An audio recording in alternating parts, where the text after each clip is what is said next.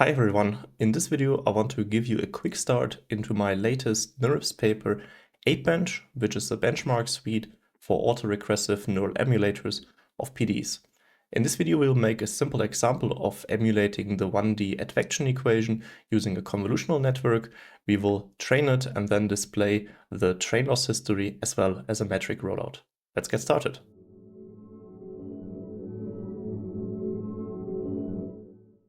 The channel sponsor Pasteur Labs is currently hiring SciML and software engineering positions. Check out pasteurlabs.ai/careers for more details. Welcome to this quick start to APEBench. APEBench stands for the autoregressive PDE emulator benchmark, and it's a JAX-based tool I designed to evaluate and compare different architectures, learning methodologies for the neural emulation of PDEs, or in general just gain more intuition into what it means to autoregressively emulate a PDE using a neural network. So what does that mean? So in the core essence, we are thinking about a PDE. So in that example here, we will be looking at the advection equation, which we're going to discretize. So we will choose a delta x and a delta t. So we will just stay in one dimension for this video. And then given an initial state, which I just highlighted by the frame here, we have a numerical time stepper called calligraphic p, which advances the state in time. And if we apply it autoregressively, so we will feed it on its own output, we can obtain a trajectory by stacking together the frames. And the goal of autoregressive emulation is to train a neural network that imitates the behavior of this numerical time stepper and then eventually roll it out and measure it against how well it performs against its ground truth simulator. And APEBench is a suite to holistically assess all ingredients to this. So we of course need the data generator, which will then also be used to produce training trajectories and test trajectories. All of that is actually done procedurally, so you never have to download large datasets because the reference simulator is so efficient. And then APEBench trains the neural emulator or the architecture in various different ways, and it comes with plenty of predefined architectures. And then after training, it performs the benchmarking using different kinds of metrics, and you can do all of that for more than 46 different PDEs in 1D, 2D, and 3D. And there are also way more advanced features, which we will look at into future videos, like differentiable physics, neural hybrid emulators, or the so-called difficulty identifiers. So I'm here on the Colab session with the simple GPU you can get for free. This is because it makes more sense to have these neural network runs on the GPU. So first step is to install APEBench because it will not be installed by default on Colab. So I will just do %pip install APEBench, and that should install all its dependencies. Let's wait for a second. Okay, here we go. And then we can import APEBench. So let's import APEBench. And then APEBench is designed around scenarios, and a scenario is basically related to a specific PDE to be emulated.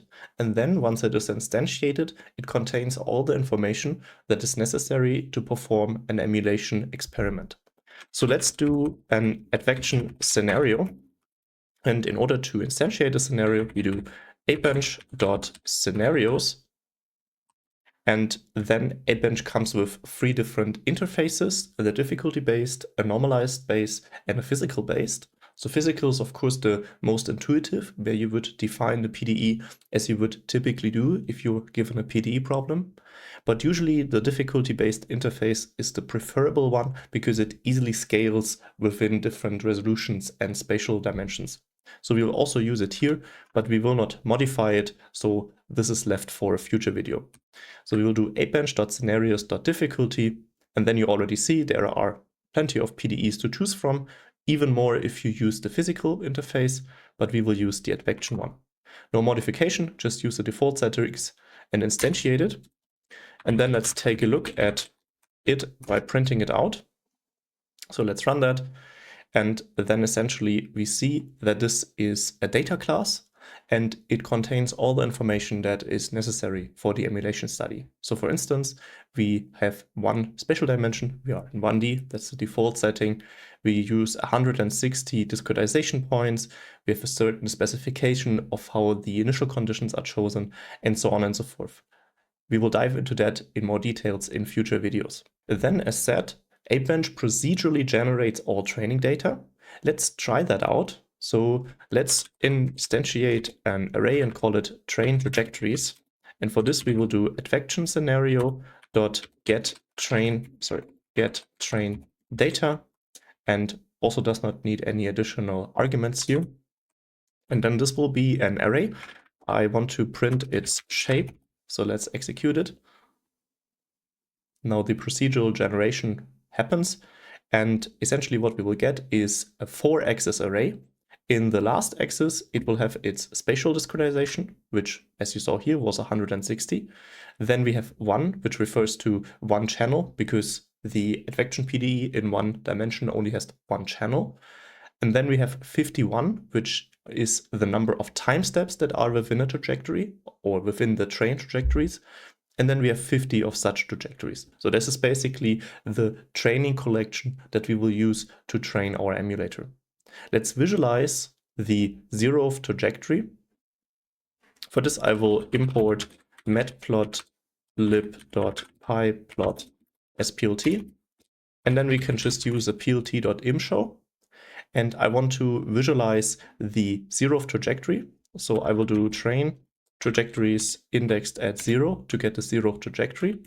Then a colon to do all the time snapshots. Then a 0 to index out the singleton channel axis, and a colon to index out or to take all the spatial points. Let's execute that. And then we get this example here, but this is not the format I would like to have. I want to have the time running horizontally and the space being on the vertical axis. So I will just transpose this array. And I will also set the aspect to auto. And let me also change the color map to RDBUR, so red, blue, reverse, and have the minimum value be -1 and the maximum value be 1. And if I execute just that, I will get the following trajectory. So here now you see on X, or maybe let's do plt.xlabel and add time. And plt.ylabel add space. You will see that we have an initial condition which is given in this, is color-coded here, and is basically transported, and here it is moving, and this is essentially the property of the advection PDE. And if you compare this with the example I gave you up here, this is essentially the same trajectory. So we also see in the beginning we have a little bit of slight reddish up here, which then moves downwards, and this is essentially also what we see here in the image. In the beginning I gave you the first 5 frames, and here we have 51 frames in total. Okay, cool. So this is the training trajectories we have available or that are internally used by APEBench. Let's now execute an experiment which consists internally of generating training data, training the neural network, then performing the benchmarking and returning the result of the benchmarks as well as the train network. So what is going to do, or how am I going to do this? And this is now the cool thing about APEBench. These scenarios are executable, so you just call them with opening and closing brackets. And then we need to define a couple of keyword-based arguments. So first we need to define a task, and the task for this video will be prediction.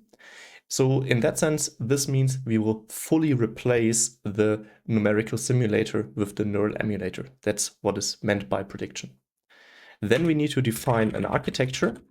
This is done by the network configuration. And here I want to use a simple feedforward confnet with 26 hidden channels basically across 10 hidden layers and with the ReLU activation function. Then I will scroll down a bit, and then a very important configuration comes up. This is the train config, and that basically describes how the emulator and the simulator interact during training. So, or in other words, how the emulator uses the training data during training. And we will use the simplest configuration possible, which is one-step supervised learning, which you can access by just using the one string. And that means that across the 50 trajectories and across the 51 time steps, we will sample windows of length 2 and then basically train the network on predicting the next frame in time only. Remember, ultimately we are after an emulator which can autoregressively emulate the advection PDE for a long time, stably and accurately, but here we will just resort to having it trained on a one-step prediction target. And then we have a very neat feature of APEBench that this would of course already specify a training run, but we also want to gain insights on the statistics. It is a benchmark suite, so we ultimately need to do some hypothesis testing. For instance, if we want to compare the convolutional network with the FNO, which we will do in a future video. And in order to make a true statement about that, we need to consider for the stochasticity in training neural networks or in general to these emulation targets. And so we will repeat the training run using multiple initialization seeds. And this can be done by saying num seeds equal to 3. So this is the smallest GPU, so I will only use 3. And the point is, usually you would do random seed runs sequentially. So you would first train with one random seed, repeat the experiment with another random seed. But one nice feature, first of all, of JAX, and by now also APEBench, is that if your training run does not fully utilize the GPU, which is very often the case in 1D and smaller 2D problems, you can run multiple seeds in parallel, and you will essentially get the seed statistics for free. And this is also what we will do here. In order to not strain the GPU too much, I will only use 3, but if you have a reasonable modern GPU, you can easily do 10. Okay, then this function call returns two things. So it first returns data, and then it returns the trained networks. Data is a container to basically contain all the training loss and the metric data we will see in a second, and trained nets is what the name suggests. I will skip the training, so here on the Colab, this should be around 3 to 5 minutes, and I will see you after the training has finished. Okay, welcome back. The training has finished after around 4 minutes. In total, we did 10,000 update steps. This is basically baked into the scenario, and this meant we did 79 epochs, and we ended the last update step at the 124th batch. And in total, we ran around 44 iterations, so 44 updates per second on this GPU. And this is, of course, meant for all the free seeds at the same time. Before we take a look at the data, I first want to quickly print out what these trained nets are. And let's just take a look at them. And this essentially is just a convolutional network using the format that is baked into APEBench, but essentially this boils down to an Equinox architecture. So Equinox is a deep learning framework in JAX. If you want to learn more about it, I have a video linked up here. But let's delete that cell and return to the data, because I guess this is more interesting. And if we take a look at the data, we will see it is a pandas data frame. And it has 3 rows because we have 3 different random seeds that we trained. And each row is for one random seed. And then basically it saved what kind of scenario we did. We did 1D advection using the difficulty interface, for prediction target using one-step supervised learning with this specific network. And then we have seed 0, 1, 2. And then it has a bunch of columns that all have a certain meaning. And in the terminology of pandas, this is called a wide data frame. So it contains all the different important information in the columns. In order to post-process it more nicely, we will convert it into a long format data frame. And this can be done with pandas utilities, but APEBench also comes with them wrapped and more nicely available. So I will go into the next cell and say data loss, because the first one is I want to get out the training loss history. I will say APEBench.meld loss on the data, and then let's take a look at data loss. And here we go. So now this is changed into a long format. You also see that it now has 300 rows with 8 columns. And it has 300 rows, so the number 3 must be a bit familiar because we have 3 different seeds. And so for each seed, we have 100 rows in there. And that is because we did 10,000 update steps, but internally, the default setting for APEBench is to record the training loss only every 100th update step. So 10,000 divided by 100 is 100. So we have 100 entries for the training loss. And you also see we first recorded it at update step 0, then at 100, 200, and so on. And you also see that the training loss decreases. Okay, but ultimately we are interested in a nice plot for this. And here now we will use Seaborn, which is a clever way to do statistical plotting with pandas data frames. So I will import Seaborn as SNS. And then we can do a Seaborn line plot on data loss, with X being the update step and Y being the train loss. And if we do just that, we will see the following. So this is rather boring because, of course, we want our training loss plots to be logarithmic. So I will just say plt.yscale logarithmic. And then we should get a semi-log y plot. Let's see. Okay, here we go. Wonderful. So we see two things. So first of all, we see how the training loss goes down and ultimately ends at almost 10 to the minus 6. So we span roughly 5 orders of magnitude here. Then on the second hand, we see that there is this shaded area. And this is because we have the variation over the random seeds, and then Seaborn plots both the mean, and here this is a confidence interval. There are multiple ways to plot the variation, but important is to note that we do have this variation, and this is because we have these multiple seeds. Of course, 3 is not that much, so if you had 10 or maybe 20, that would be a nice way to really gain an intuition of the distribution of the training loss history. And one could think that here it's very noisy, but this is, of course, this is a subsampling issue because we only recorded the loss every 100th step. If you did it more often, then that would look smoother. Okay, cool. This is the training loss history. We now see that the network trained something, and remember, we trained it on a one-step supervised target. So essentially what this training loss reflects is how well the performance improves over training for predicting a random frame across the 50 trajectories with 51 time steps into one step into the future. And for this, it reasonably improved. So this is a mean squared error across 5 orders of magnitude. That's a decent improvement. But does this improvement in a one-step prediction also translate into a stable and long-term accurate prediction? Well, this is what we're going to look at now by extracting the metric rollout. So let's do something similar and say data metrics. And for this, we will use APEBench.meld metrics on the data. Let's first also take a look at the long format data here. So let's have that run. And here we now get an array with a data frame with 600 rows. And we see, again, it looks very similar to the header we also have here for the training loss array. But instead of having update step and train loss as the last 2 columns, we have time step and mean n RMSE.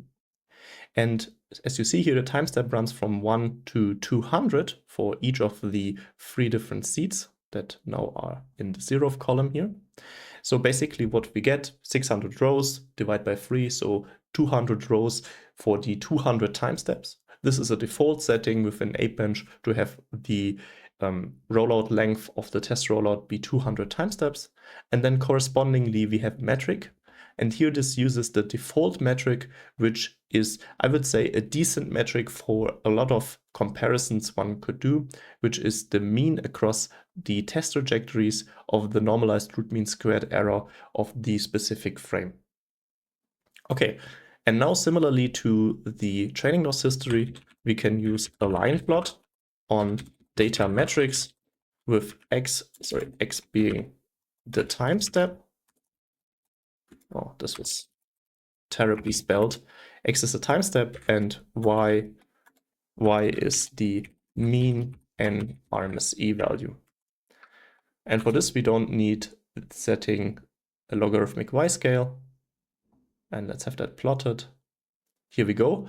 But instead, I want to modify the y limits a bit.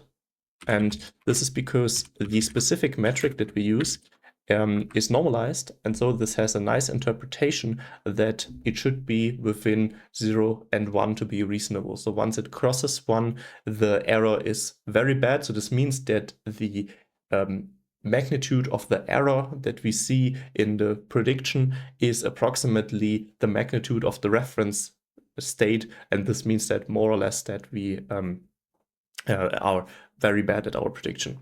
Let's also activate a crit, and let's run that again. Takes a bit on Colab to get these plots, but that should be it now. Okay, let's interpret this. So we go from 0 to 200 steps, and we have again the mean performance across all 3 seeds. We definitely see that there is a variation. Of course, what this variation means depends on the specific variation or error bar that is chosen within Seaborn, but we see that there's definitely a variation across the random seed, which is expected, and of course is therefore important to take that into consideration when making benchmarking comparisons. But we see here an approximately linear increase in the error. So the error accumulates over time. And this is also reasonable because we can only approximate the numerical time stepper that is baked into APEBench with our ConfNet. We will make an ever so small error at each time step, and then of course this compounds. But I guess this is a reasonable performance for 200 time steps. We will end at roughly 0.5 mean NRMSE. But of course, this is just one data point, and eventually with a benchmark suite we want to compare. So for instance, interesting comparisons would be how do different architectures perform, like an FNO, a UNet, or other architectures, or how does it look like if we train with a different methodology. Instead of training 1-step supervised, let's have a 5-step supervised rollout training. All of that is possible with an APEBench. Or we could also go further and say, how is it with other PDEs? So the Advection PDE is an arguably very simple PDE. It is a linear PDE and it describes the transport process. And there are way more PDEs one can investigate with APEBench, and also going to higher dimensions with 2D and 3D. All of this can be done with APEBench. If you are curious about that, I would highly recommend that you check out the paper. It is on arXiv. I have it linked up here. You can take a look at the specific notebook. In the video description, you also find a link to the Colab page. Also take a look at the project page of APEBench. I think it has some very nice animations on it. This channel is supported by Pasteur Labs and the Institute for Simulation Intelligence. Click the link in the video description to find out more how they merge machine learning and simulation in order to reimagine the scientific method. Also a big thanks to all my Patreons. If you also want to support my vision of free education on advanced mathematical topics, you find the link to the Patreon page down in the video description. Thanks for watching this video and letting me give you a quick start into my recent NIRIS paper APEBench. There are more interesting videos to come for APEBench where we will discuss its more advanced features. Here you will now see similar videos, and I hope to see you in one of the next videos.